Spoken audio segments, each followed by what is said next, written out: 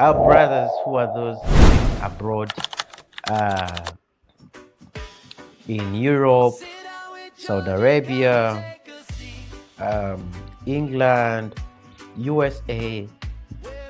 One message I send to you is that where you're living is your new home.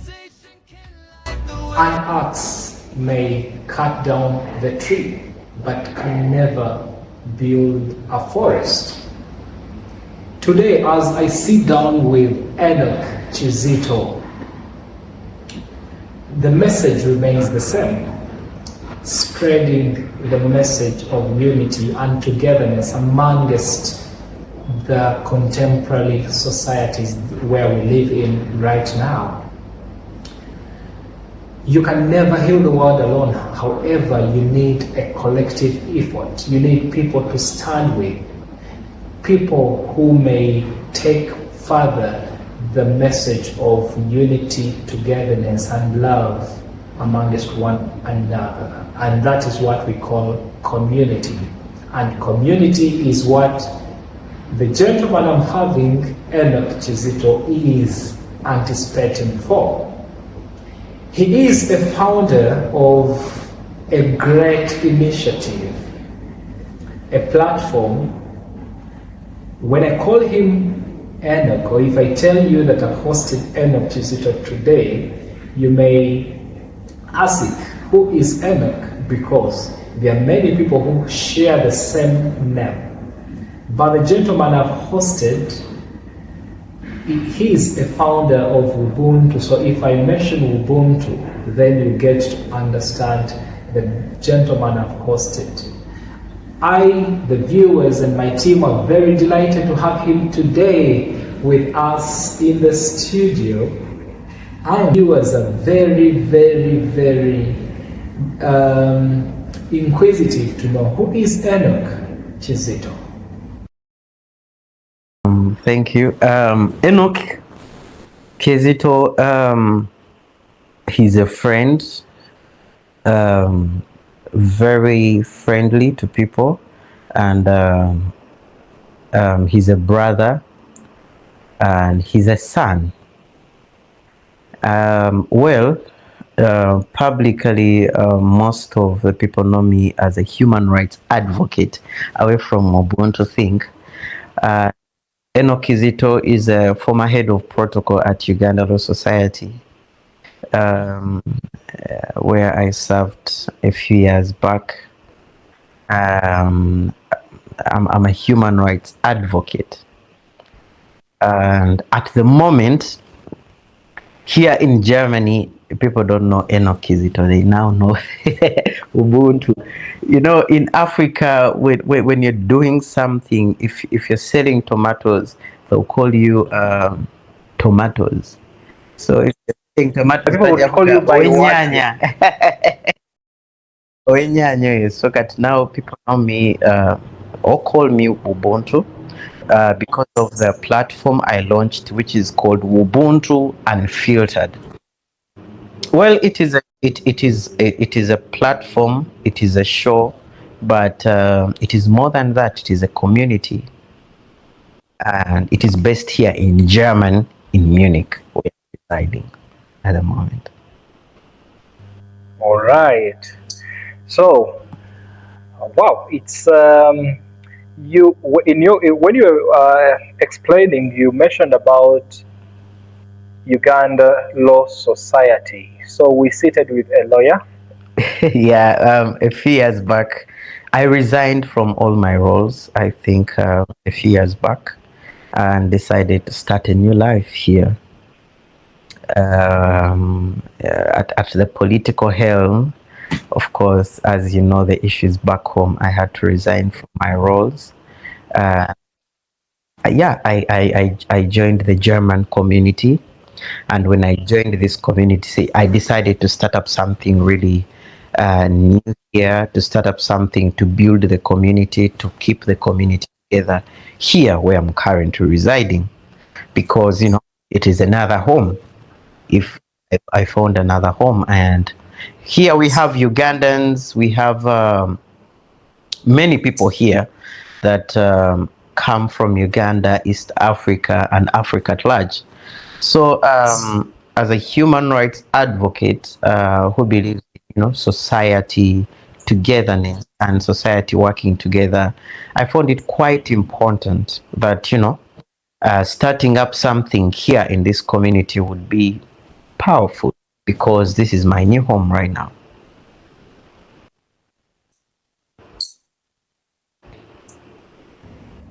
What is the biggest challenge you faced while building your life in Germany? Well, the biggest challenge, to be honest with you, being away from home is not simple. These places you can quite visit a foreign land, hoping to return home, in a week or two. There is that feeling. It's a natural feeling you'll have from home. Yeah, there is that thing you can't explain, but home will be home. A mere waking up at home will heal your day or will heal your, there is a way how you feel when you're home. So I don't know how to explain it, but that was the biggest challenge, waking up every day when you are in a foreign land and not knowing that, your friends or the people you speak the same language, or there is a way how you feel when you're home. And I think that is the biggest challenge I faced. But regardless, that I think another is being that my family is far away from me, and I'm not with my family. I think that is quite a big challenge. But otherwise, I've been grateful to what God has provided, and I'm still grateful. Okay, you're still grateful. Wow. What inspired you to start up Ubuntu? Because I'm very curious to know, starting from what Ubuntu means and the message, and also how challenging I know it is to deliver what Ubuntu represents. Well, starting up a platform, in full, it is called Ubuntu Unfiltered. Yeah, so starting up this community or a platform of Ubuntu Unfiltered here in Germany, the most one thing that inspired me most is looking at how our society was broken and divided. I won't say entirely broken, but a bit divided. Well, it's quite a challenge that inspired me. Most of the times when we look at what we have in our community, we have to look at what problems are our community facing, or what problems have been faced in our community, so that we can zero down to another end and find solutions to these problems. So when you come to Germany, one of the challenges here you face is the language. It is common. German, they speak German, which is quite a bit complicated if you're coming from an English speaking country. And coming here, of course, the stories in the corridors. Avoid Ugandans. Oh, they have bad hearts. Oh, this, they have, all that kind of thing. But what moved me forward to start up all this is to put our communities together, more so as Africans living in foreign land, as Ugandans living in Germany, as Kenyans living in Germany, as Tanzania, Zambia, Sierra Leone, Nigeria, to keep the brotherhood of our communities, to keep the brotherhood of our society, more so the ones living here. So that was quite a difficult movement. I think I'm still on to make sure that as Africans who are living in Germany are united. And most importantly, through this community, not only to be united, but to share advice with one another. Those who have made it throughout the system, to share with the ones who are still coming up in the system. For instance, I try to look out for people who have made it through the system. Like I happen to have a chat and even to host the first African to start up a pharmacy in Munich in Germany. How did he make it to register business and more also to sell pharmaceutical products here in a white man land? So it is quite difficult. So, but we move through different spaces. Those who have made it through the system, those who have integrated, so that we can pull our brothers and sisters, those who want to start a business, those who have gone through education, those who have got jobs, pull up a brother here and there, share with them advice how they can make it, because the world is free for all of us, and if we don't pull our brothers and sisters, whom shall we get to this rival? So that was the major reason or aim why I pulled up all these people to this platform and this community and start up this. Yeah. All right. In the world which is so divided, how do you think your movement and your passion about creating a community can create an impact in bringing back the societies and the unity that the people who lived before us had? Well, that is really powerful. In Luganda, we have a saying, ntigakuweebwa munno. In English, it says, advice is given to you by your friend, something like that, or your colleague. The major issue here, in Africa, if we zero down the way how our grandfathers used to give advice to our society, it used to be through storytelling, through conversations. In Africa, we have those fireplace talks, which used to be organized by the leader of the family. You know, every evening as you're having dinner at the fireplace, they tell stories through their life journeys, and which we pick from and learn. This is when I went to hunt, when I went to do this, when I went, this is how I've managed, and you learn something at the end of the day. We are in an era of digital era or systems.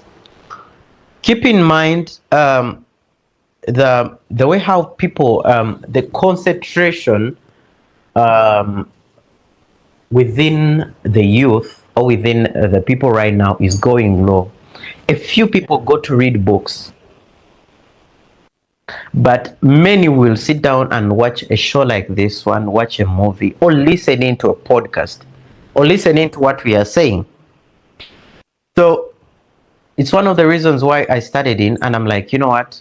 If I start a platform where people can come and do the African storytelling, tell what they have managed to go through their lives, and someone can pick from, to be quite important. Then two, people here, they speak German. And I realized most of the African countries, all the people from Africa here speak English less than the few speak French, Französisch, French, and most of the countries in Africa speak English. So it's quite from an English show that, they will get this advice. And if you tell them it is okay, go integrate, go learn German, they will listen to you than you telling them that in German. So it will be a wastage of time. So I realized that we can start up a show where we can share advice, where we can encourage people to integrate, where we can encourage people to work hard. This can not only contribute to our economy back home, but also the economy here. if we have a platform where Africans are encouraged to integrate, work hard, get jobs, get into the system, such a company is hiring, share advice. It contributes to the economy, to the GDP of where we are living. Come on, we have a lot of people living under government benefits where we are living.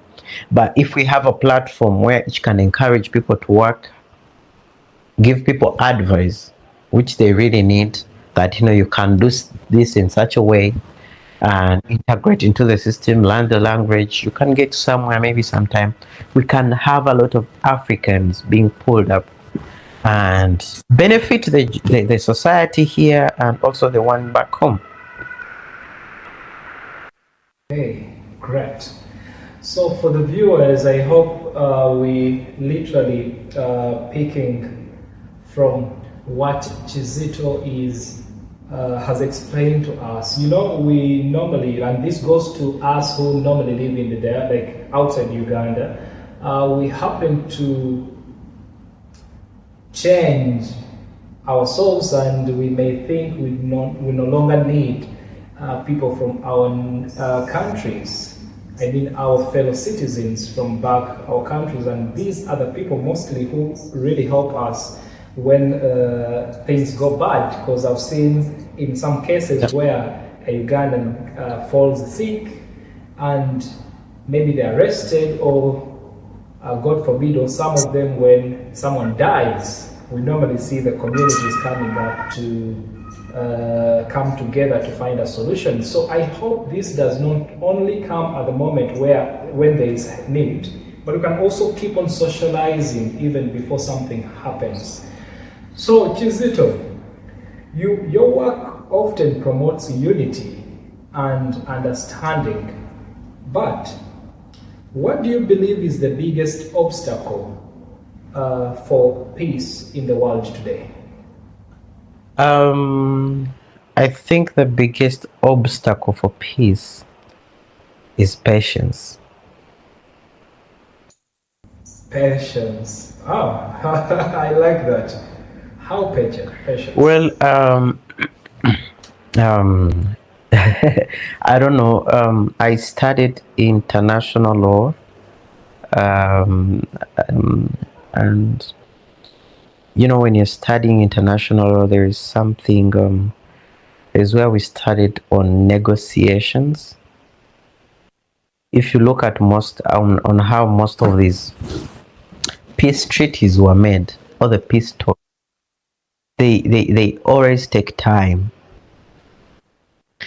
And the issue that brings about wars or destabilizing peace is patience. Let me give you an example, a quick one. We are living in a country where some people are racist. And of course, it is forbidden, like here, the German law forbids racism. But someone can tell you, go back to your country, or calls you something that is not really appropriate. But your reaction towards that. So if someone calls you whatever or being racist to you and you react by fighting, well, you're going to bring in another quite in a big conflict. But patience, we all have to learn how to be patient. And if you look at how these peace negotiations going back, people negotiating for peace had to be patient. They fail and do it again, and do it again, and do it again. Not until they are at par. So I think the biggest obstacle is patience. We lose being patient. Family family disputes and whatever, we lose patience. And the biggest obstacle is patience. If we can be patient for a little while, give chance to other people to rethink what they have done. We give chance, we give room for recovery. we give room, we little bit being patient. That's why the Bible says, forgive how many times? Times how many times? If you look at it, it is infinity. The biggest thing is to forgive. But the moral thought is behind is being patient. So I think the biggest obstacle is being patient. If you look at most of the problems the world is facing right now, I'm like, if someone was a bit patient, maybe it would have been better. If someone was a bit patient, maybe such a thing wouldn't have happened. So patience is a key factor in like people not being patient is one of the biggest Sure. factors why we are failing to unite as communities today.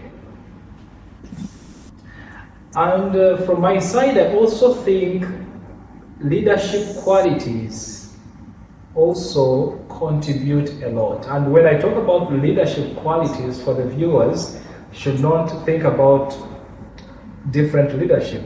I mean, we as people, because every person should have that leadership quality in them. For example, in the communities, because at the time someone will become a father, someone will have a position somewhere, even at work. So, what qualities define a good leader in today's world? Well, when we talk of leadership, any leader must be able to listen.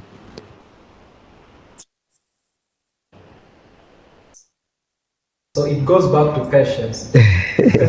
Almost. These are like brothers and sisters. But someone has to be listening. Most of the society problems we face that these leaders don't give a listening ear on what the people are saying. Because at the end of the day, I believe leaders are servants for the people, serving on behalf of the people, but is listening to the people.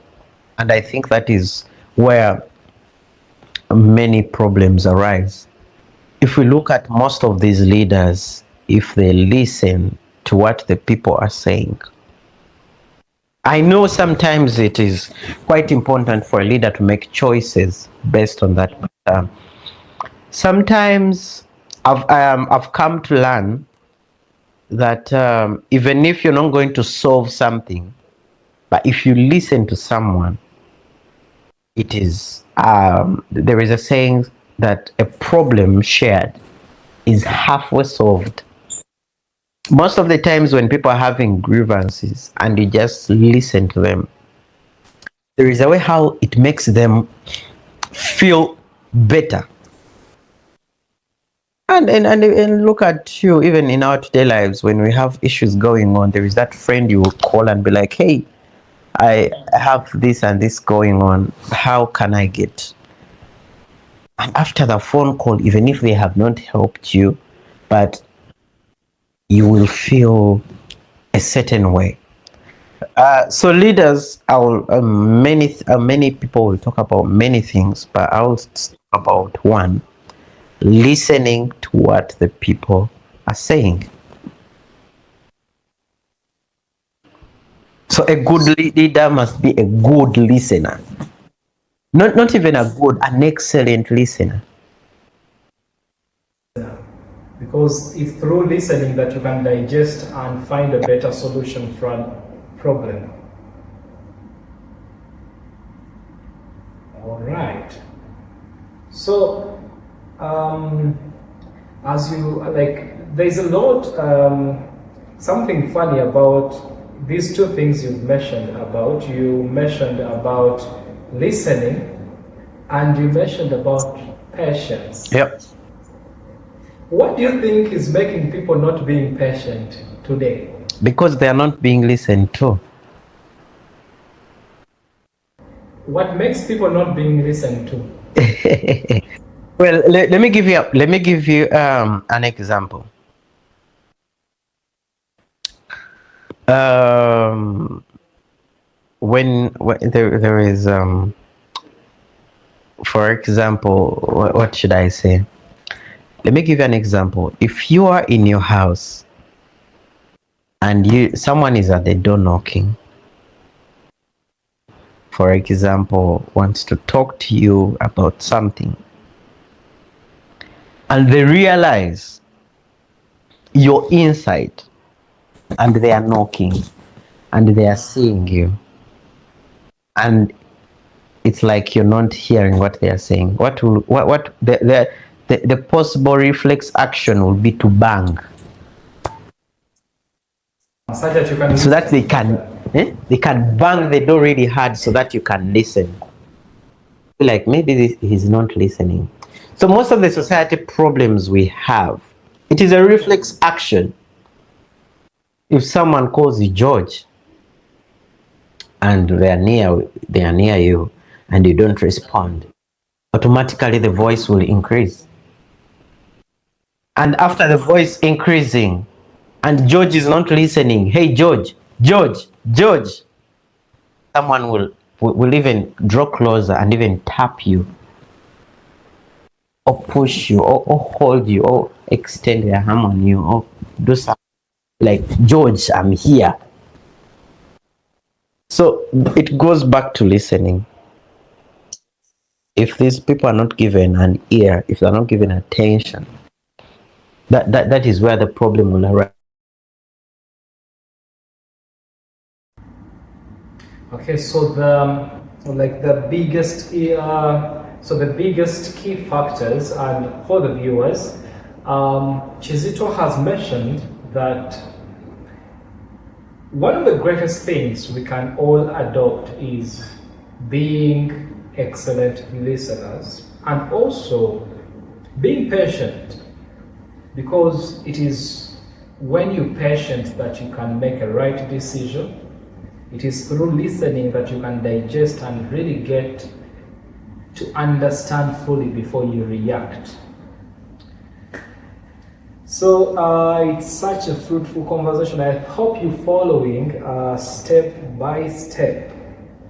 Coming back to Ubuntu and what Ubuntu means. Yesterday I was having a talk with my team, and they were also impressed by the idea you came up with to start up Ubuntu. And one of them told me, he said, George, when you meet up, when you get an opportunity to talk with Chisito, ask him this question. And the question, he wrote it for me here. It reads, if Ubuntu had a WhatsApp group, who would be the first person it would remove? Well, if Ubuntu had a WhatsApp group, who will be the first person it would remove? Well, first of all, the WhatsApp group is to keep people together and in communication. Well, this is quite tricky, but well, the first person Ubuntu WhatsApp group would remove is none. Because first person, because we don't care where you're coming from. We don't care how the society has treated you, but when you're within the Ubuntu community, within the Ubuntu society, what I'm building, we are the same, we are as one, and all we share is love and love with one another. So the first person Ubuntu, if we had a group, first person to remove is none. None. So no one can ever be removed from the Ubuntu WhatsApp group. That's very great. It's such a tricky question to test your love for community. And another one gave me a question saying that, Chisito, you have interviewed many people. Yes. Has there ever been a guest who left you more confused than inspired? More confused than inspired. Oh yes. I happened to interview one German man. Um, he's quite a big person. I'll leave out the specifics. And guess what? We reached in an interview, and he speaks this strong German. And in the middle of the shooting, he told me, "You know what? My English is not good." And I also told him that meine Deutsch auch noch nicht gut. Like, my German is not good also. It's like, but and I'm like, okay, sijja kufiirwa kantu tugenderawo. So guys spoke in German, but the others, German. And I think what I had were only two words, maybe okay and genau, which is also like okay, and we left. How long did this interview Well, last? I think there are quite two interviews, I think. And most of these interviews, I didn't get almost anything. I was just confused. I was like, up to now, I'm like, the message is out there. People appreciate it, but the interview and the interview, You were not Oh, yes. to stop recording. So, before we get back to our main topic, the last question that came from my crew, they said before you say our hi to Chisito, ask him that living in Germany, what is one German habit you wish Africans would adopt? And one African habit you wish Germans would well, adopt? that is quite tricky. One habit I think Africans should adopt from Germans is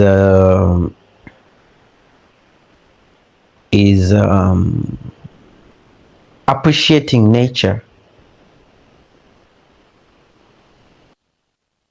I'm in the middle of the city, Munich, where we have parks.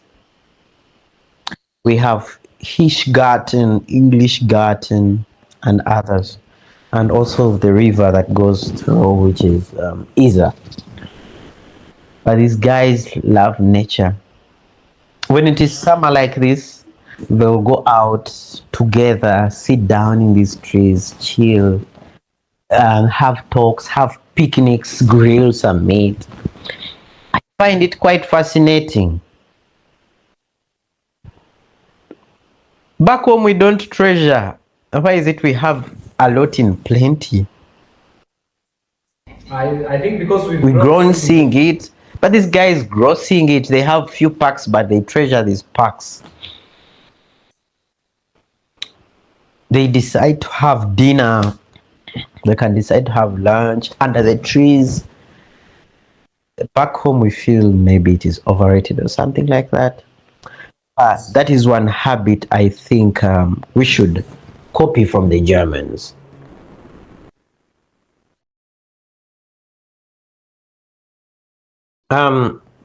Coming to what I think the Germans should adopt from us.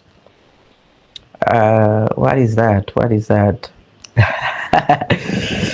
I think it is about bills and paying for, when a German invites you for a dinner, they can invite you for a dinner or something like that. Well, you have to go to that dinner, and after they're like, they separate bills. They invited you out, and back home in Africa, when you invite me out, I'm the one me who was invited. I'm catering for the whole bill because the one who has told you it wasn't in your plan. But You separate bills. Germans, they invite you, you pay for your own bill, they pay for your own bill. I'm like, oh, okay. So you have to go when you have some cash with you when you're out. So they invited you for a jazz. But I was quite lucky that day. But that is quite something common here. And maybe to add on this, to that, visiting homes. No, not that. Um, about the food, they have a tendency.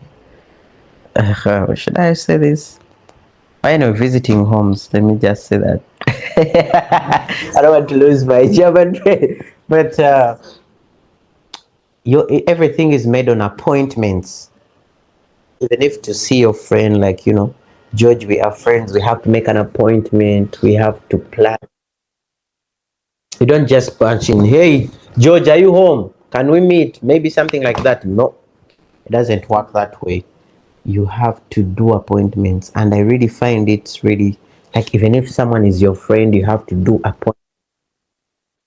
Like appointment, it's like you're visiting an official. It's official like that. So I think it is something they should adjust maybe and copy from our side and be like, if someone is your friend and he has earned the pleasure of being your friend, they should just call, maybe show up, or maybe that.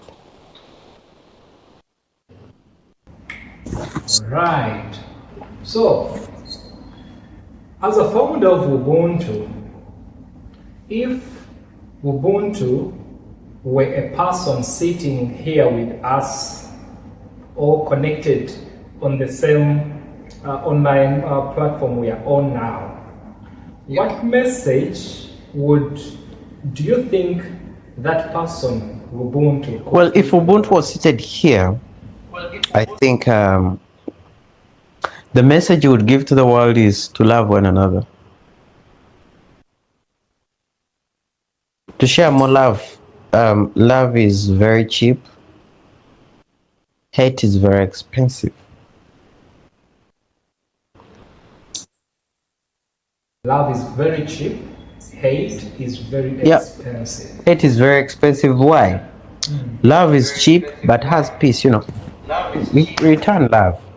No, but hate is very expensive. You die with it at your heart. I hate him. You have depression, you have anger, anxiety. You get, pressure. It is very expensive. You start taking tabs because of hate. You start fighting one another because of hate. So I believe in sharing more love than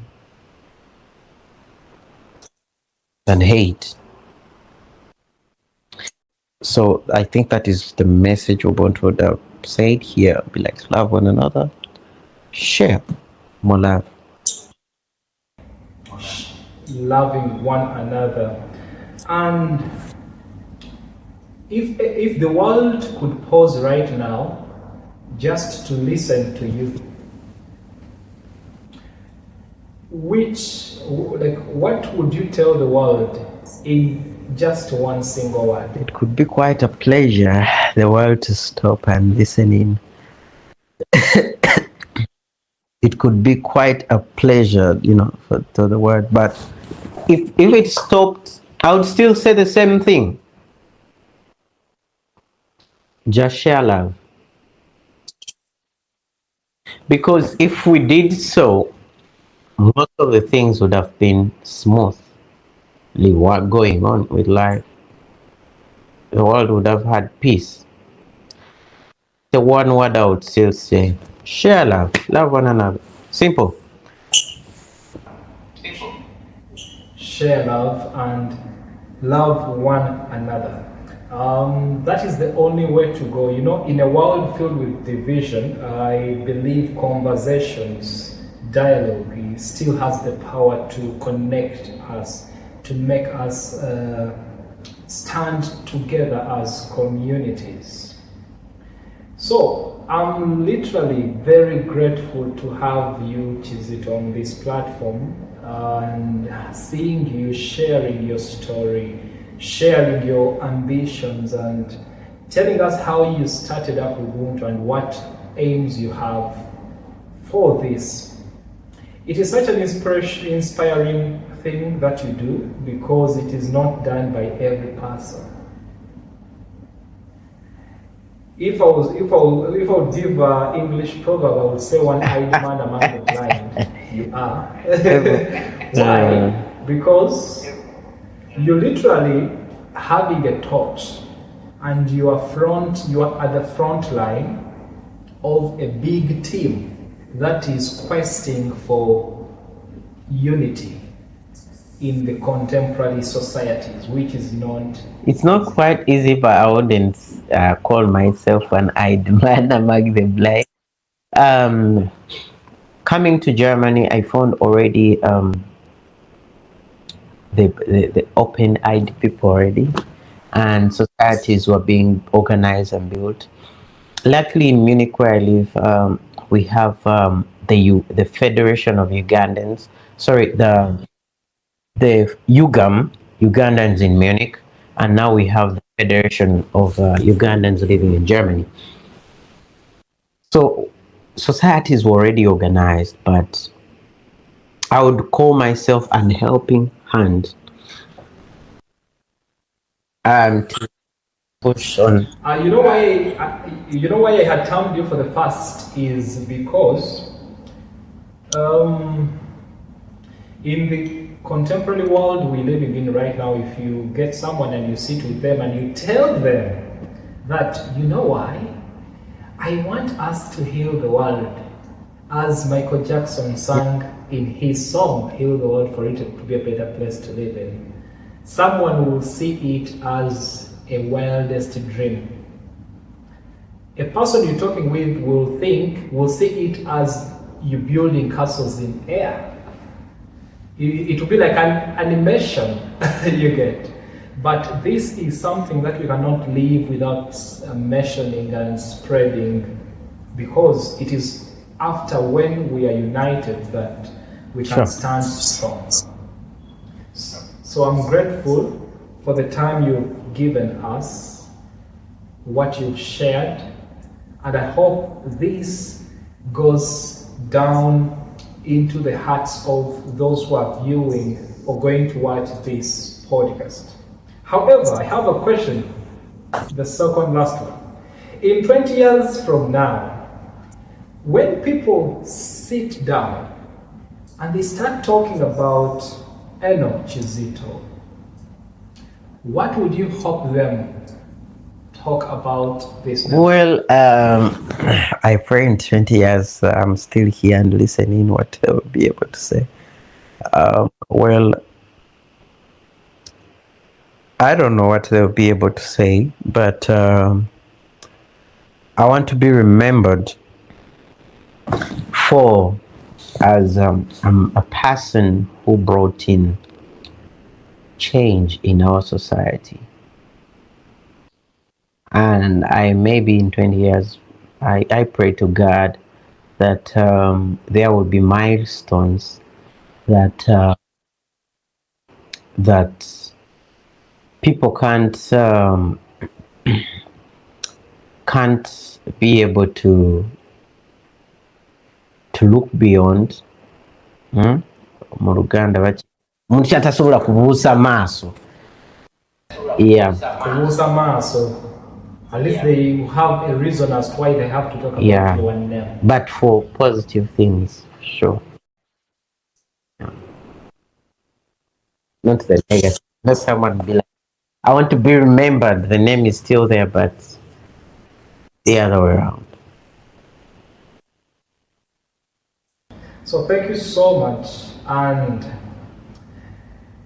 if you were given an opportunity to choose the next guest on the Sit Down with Georgie, who is that person you could recommend being our next guest on this show? And how are you going to be able to help us get... Oh, that is kind of tricky, but... Yes. The person I was going to talk about, you already hosted him. Sorry. Robert. Who is that person? Samuels. Samuel. But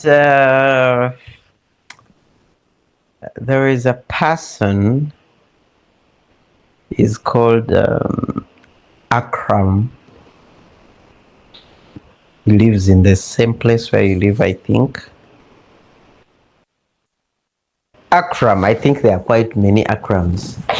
He's called Akram Rubega. He's quite a brilliant mind. He's a businessman. And, well, he's very brilliant when it comes to business. He's one of the youths who are starting up businesses in Uganda. We're all living, and he's doing a lot. But he's one of the brilliant minds where you're living. I think maybe you can host on the show, or maybe try to get you guys in touch.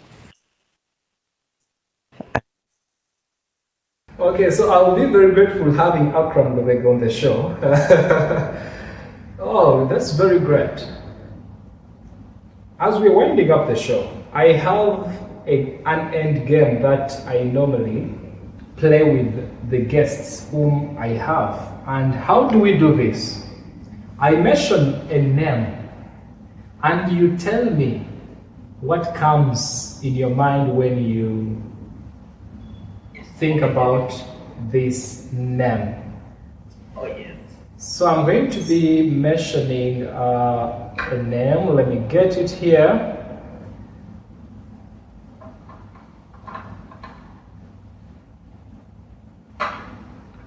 A name? Yes. And you're going to tell me what comes into your mind when you just hear this name, maybe on street or anywhere. Sure. You ready? Yeah. Good. So the first name, let me start with Akram Lubega. Entrepreneurship. Business. Entrepreneurship. Correct. So he's very brilliant in for entrepreneurship. Yeah. Melia Matembe. Oh, that is my mother. I would say women empowerment, human rights, what would I say? Civic education. Those are the three. And a mother.